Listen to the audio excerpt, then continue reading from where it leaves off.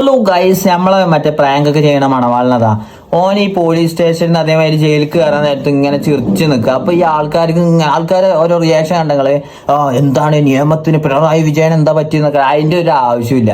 നിങ്ങൾ ആലോചിക്കും ഇപ്പത്തെ കാലത്ത് ഇതാ എന്തൊക്കെ കോമഡി. ആ ഉമ്മനെ വെട്ടിക്കൊന്ന ചങ്ങായി ഇതാ 2 പോലീസുകാരെ ഇടയുന്നതാ വീഡിയോ എടുക്കുമ്പോ ഫ്ലൈയിങ് കിസ് കൊടുക്കുക.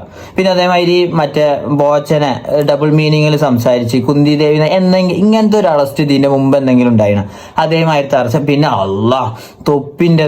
തൊപ്പിന്റെ കേസ് തൊപ്പി അവിടെ എന്തോ പെരയില് എന്തോ പൂളപ്പൊരി ഇന്നിട്ടേന് അതിന്റെ ഇടക്ക് ഹവാല ഇടപാട് തൊപ്പി ദാവൂദ് ഇബ്രാഹിമിനായിട്ട് മറ്റേ ഉസാമ ബില്ലാദിനായിട്ട് ബന്ധമുണ്ടോ അൽഖയ്ദയിൽ ബന്ധമുണ്ടോ ന്യൂസൊക്കെ പാടെ കേട്ട് വന്നപ്പോ നമുക്കൊക്കെ അതാ തോന്നുന്നു. ഇനി ശരിക്കും തൊപ്പിക്ക് ഹവാല എന്താന്ന് തന്നെ അറിയില്ല. ഹവാല ഇപ്പൊ ഗൂഗിളൊക്കെ ചെയ്ത് നോക്കിയിട്ടുണ്ടാവും ഹവാല എന്താ.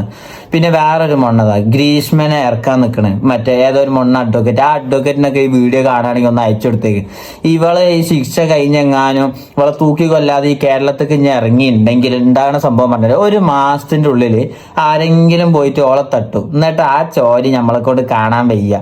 അതിനെക്കാട് സുഖം ഈ സ്വാതന്ത്ര്യദിനത്തിനൊക്കെ ഈ മറ്റേ നമ്മള് ഇതെടുക്കൂലേ കൊടി ഉയർത്തൂല അതേമാതിരി ഒരു നല്ല വൃത്തിക്ക് തൂക്കുമരത്ത് കയറിയാണ് മരിച്ചത്. അത് കഴിഞ്ഞ് ഇത് വെറുതെ ഓരോ മൊണ്ണ അഡ്വക്കേറ്റ് വൈറലാകാൻ വരുമോ ആ പൊട്ടെ ഓnkക്കല്ലേ ഇപ്പൊ നല്ല കണ്ടന്റ് തപ്പി നടക്കോ ഓരോരോ സാധനങ്ങള്.